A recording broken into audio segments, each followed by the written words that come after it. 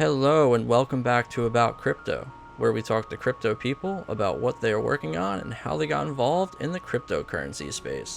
We are here with Leah Jonas, Head of Partnerships with Celsius. How's it going? It's going fantastic. How are you? Good. Living the dream. Still a pandemic going on, so getting through Living the that. dream once again. You know, just Yeah, how's everything where you are? really good. I've been bouncing around a little bit, so you know, back to see my family. I was, kind of going West Coast, California to see a friend. But yeah, it's been really interesting to kind of travel and go around and see how different places are handling the pandemic and um, adapting to like this new normal. I'm still traveling a little bit, probably more than most, but being in the States, I don't know if I've been in the States this long in years. Like, I like it Yeah. though. That's good. Well, my first question for you is, how did you get involved in crypto? So I got involved in crypto back in 2017. I I really like kind of went down the rabbit hole because I was working with a friend.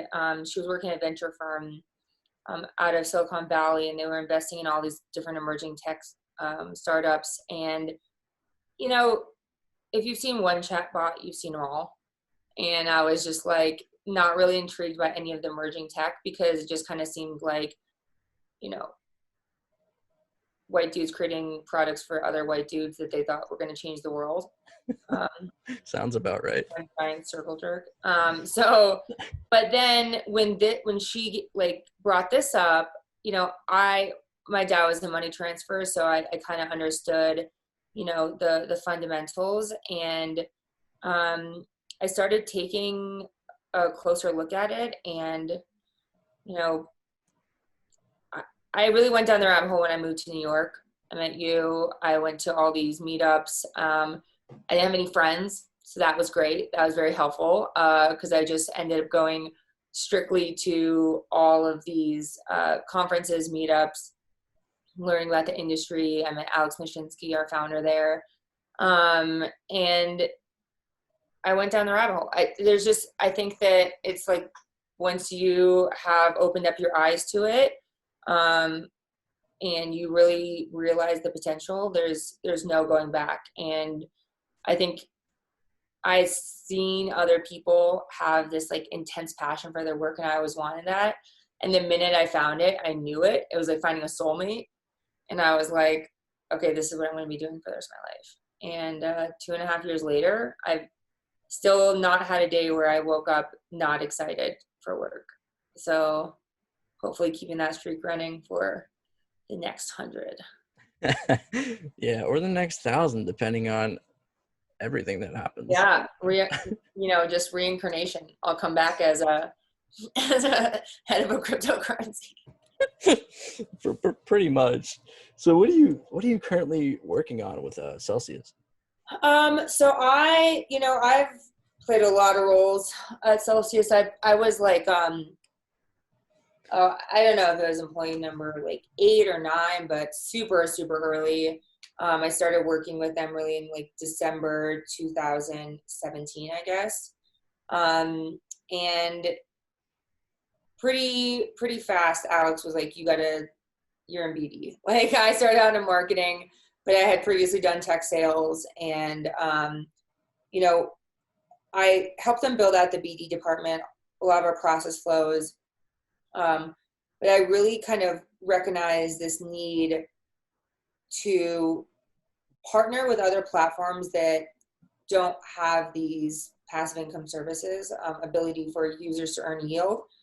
And what that stemmed out of is Alex really said, like, the benefit that we have, the way that we are going to provide the best product to our community is if we have the deepest pools, right? Because then we have that ultimate negotiating power with all of the institutions. It means we can get more in interest. We can get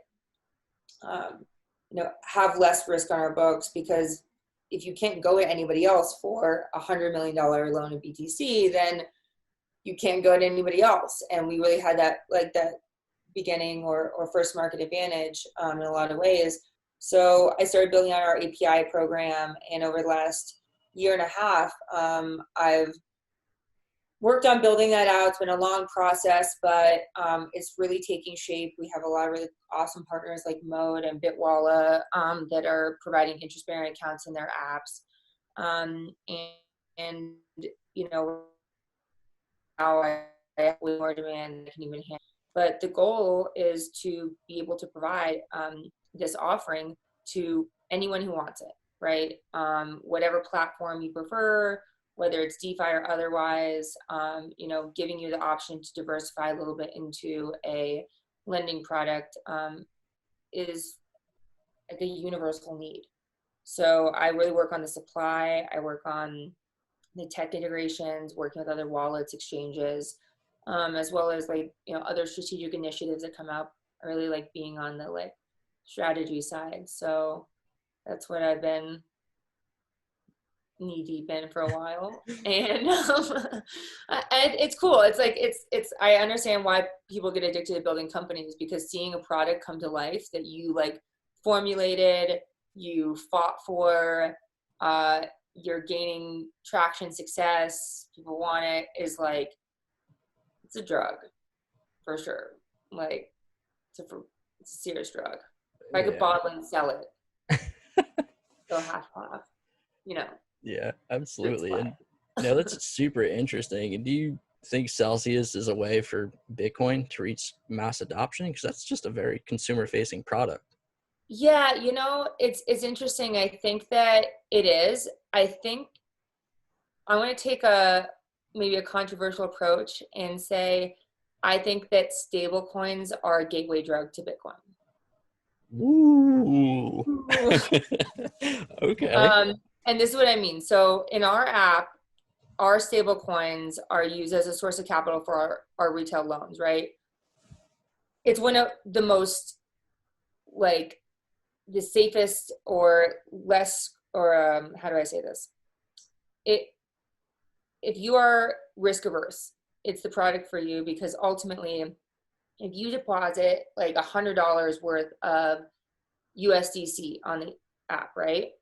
And then over here, this guy wants to take out a large scale loan, right? We have people that take out loans in the millions. They don't necessarily want fiat. One, they don't want the tax event. Two, they don't need millions of dollars of fiat at that moment. They just want to be able to pull down against it as necessary. They want to keep in the system if they want to, transition it back into crypto. So they'll take a stablecoin loan. Now, backed by that, we have very conservative LTVs. So we have, 50, 60% LTVs, meaning that loan is backed by 200% ultra liquid collateral that we hold. So you over here that's deposited $100 worth of stablecoin, we're pooling that with a bunch of other people that have deposited stablecoin. We're lending it out to this guy, but it's backed by an over collateralized loan. So your funds are very safe, because ultimately, if that guy ran off with money, we've liquidated his collateral and we return you your money. But it's very high interest, and so ultimately, you're looking at a product that is safe and applicable to the most risk averse, which we know a lot of people out there are not okay with the volatility of Bitcoin. That being said, when you look at that in terms of adoption, in terms of getting wallets that support crypto in people's hands, in terms of a gateway drug to helping them understand what financial freedom looks like when they get 8% on a stable asset that they trust, and then they're maybe get crypto curious because there's other coins in that wallet that they're seeing jump up week over week, and they're also getting interest. That's when the UX UI comes in, the ability for them to take that interest, transfer it over, diversify it into Bitcoin or whatever it might be. I think you need something that very approachable first, that addresses people's concerns right now, which is volatility, or fear of losing, whatever they put into crypto. And then, you know, you feed them the financial revolution bite by bite. Yeah, I think you're right. I think that's a good way to do it. Feeding them Yeah. the financial revolution. I like your shirt. Thanks. I made it myself. Nice. I'm just like constantly a billboard for like, I swear to God, I went out on a date like 3 weeks ago, and this guy finds that I'm in crypto. And yeah, like tell me about that. I was like, you don't want me to start on this. And he's like, no, I do. I was like, no, you don't. I was like, you can open Pandora's box, but you can't close it. And we're gonna either end up fighting by the end of this, or like you're gonna put your entire 401k. And so Absolutely. I can't be responsible for either of those things. I should just start every day off as like, this is not financial advice. Yeah, that is a good way to start off. I completely agree. That's my next secret. What's one myth you'd like to debunk in the crypto land? Okay, so I think I'm going to take this 2 ways. One is a myth within crypto, within the crypto community I like to debunk, and one's outside of crypto, right? So the one within crypto community is like DeFi versus CeFi. That it's one or the other. It's black or white.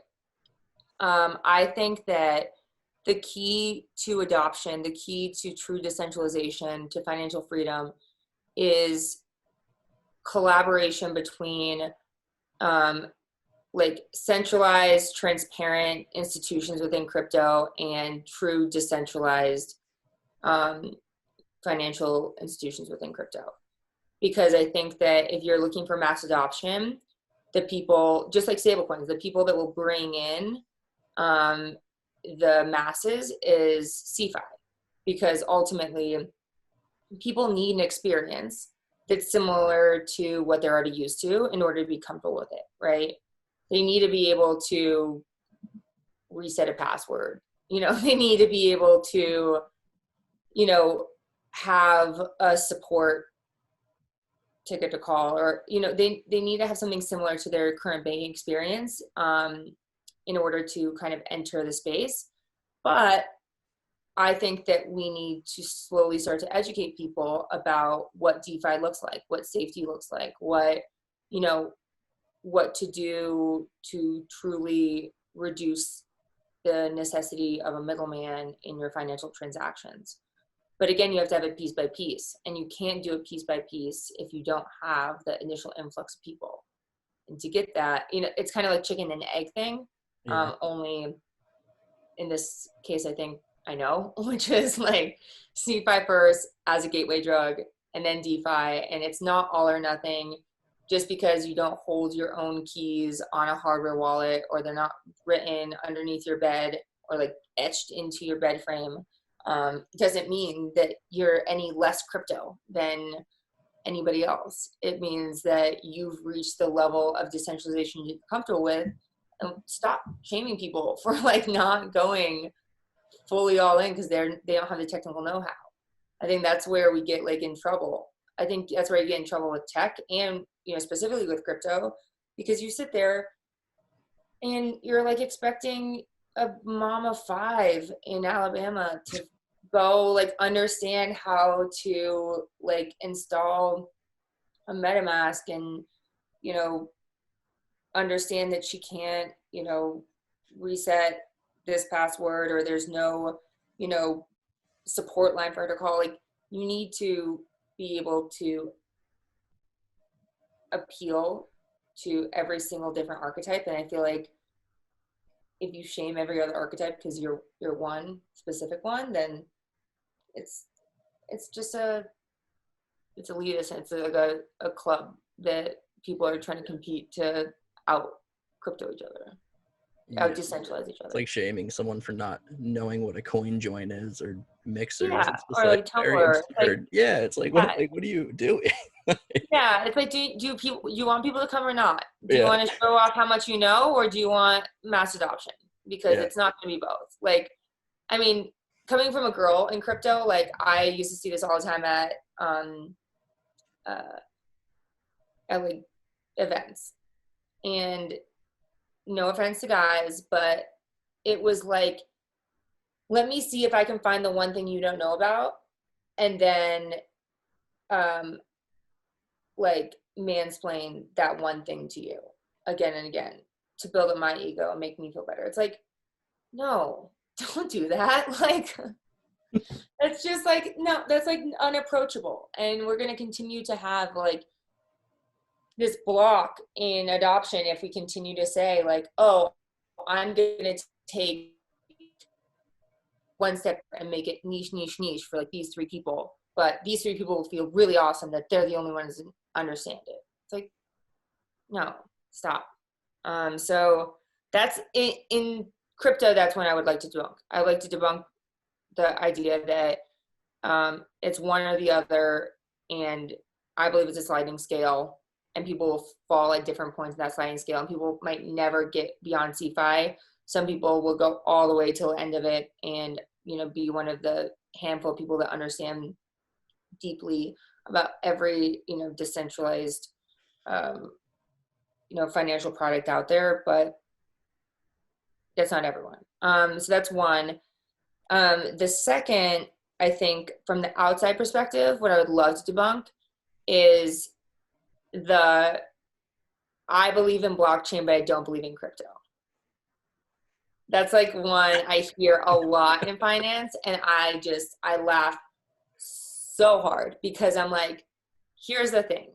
You're building a tech layer that will like exponentially increase all transaction volume. Just like, let's just talk about from a finance perspective, massively increase the efficiency of all financial products, right? But things like FX or trading or currency conversion or remittances, those are so slow. So if you're going to increase the speed of the technology, but you're not going to address the antiquated structures on top that would slow it down, what's your point? Like, it's like putting a Mustang engine into like a Honda Civic and being like, yeah, but we have this Mustang engine. And it's like, yeah, but you're still driving a Honda Civic. Like, like you need both. If you want the dream to be realized, you need both. You need something that's like transmittable through, you know, all remittances and through trading, that's not, you know, delayed by trying to convert a US dollar into like Nigerian lira, right? Yeah, Mm. that is it. You need both in parallel in order for the full vision or the full potential to be realized. You can't just have one. I know it feels safe. I know it feels like you're cool because you're saying you believe in blockchain, but you know you're not getting the reputational risk of crypto. But it sounds stupid. Yeah. And you don't understand that it can't be just one. It needs to be both in order for, you know, it to be efficient. So I love just knocking that one out of the park. Yeah. It seems like the sliding scale is at least in New York is just the broad term digital assets now, which does encompass crypto and it encompasses all of that, but You know what? people just don't want to say crypto. If they need their crutches, give it to them. Yeah. I think that's More also a power to girl you. thing. Like after some amount of time, like girls understand about guys that, you know, sometimes they have things that they just need to hear to protect their egos, and that's fine. Yeah. And you're like, oh, your arms are so big. You're so big. Love And it. Yeah. you just gotta give it to them.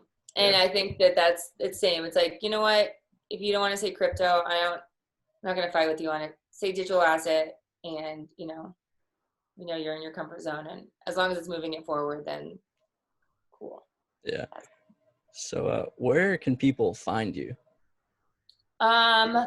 People can find me usually on a plane. I'm just kidding. On Twitter at Leah and Jonas. Obviously LinkedIn as well, same name. Not gonna give out my Insta, but also,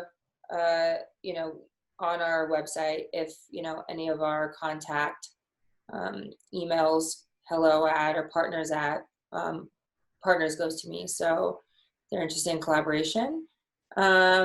Or probably the next crypto conference, whenever that happens again. I think that we hit that circuit in like 2018 where we're at just about like everyone. Mm-hmm. Yeah. Like Vegas. I don't even remember all the ones that we blockchain week. Yeah, that was a mess. But That was a mess. yeah, that was a mess. But yeah, what a time to be alive. pretty much. Well, thanks again for coming on. You're the best as usual. Yeah, and everyone check out Celsius and Leah. All right. thanks.